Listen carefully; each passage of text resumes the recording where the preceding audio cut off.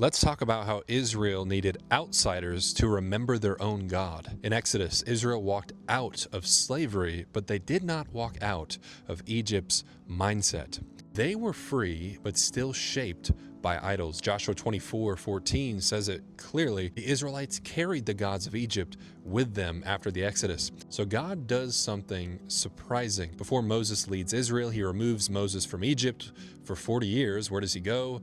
Well, a place called Midian, the wilderness. No palace, no power, just sheep and a man named Jethro. Now, Jethro is not an Israelite, but he is called the priest of Midian, and he's not just any priest. Jethro knows the Lord. How? Well, go back further.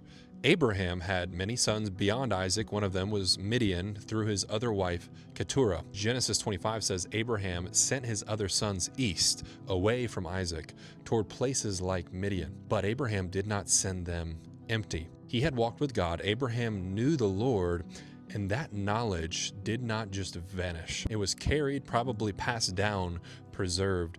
So when Moses arrives in Midian, he's not entering a random place of pagan worship. No, he steps into a people that still remembers the Lord. Think about it. When Moses tells Jethro what God has done in the Exodus, Jethro rejoices. He says, "Now I know the Lord is greater than all gods," Exodus 18:11, as if he knows the Lord and the Lord has confirmed his hopes. Then he offers a sacrifice to the Lord, and Israel's leaders sit under Jethro. Think about that.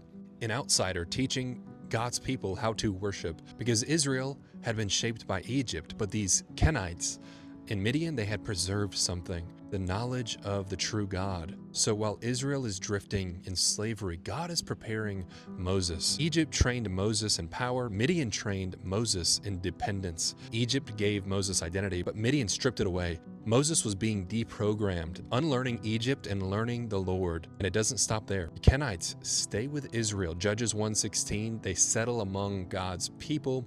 Judges 4, a Kenite woman, Jael, defeats Israel's enemy. 1 Samuel 15:6, they are spared because of their faithfulness. Do you see the pattern here? The insiders were drifting, the outsiders were faithful. God uses them to correct Israel, to guide, to steady God's people at the time. Here you can think you're God's people and still act like Egypt. You can think you're free, but still live like a slave. But God is patient. He will send voices you did not expect, like the Kenites in Midian. He used people like the Kenites to get Egypt out of Israel.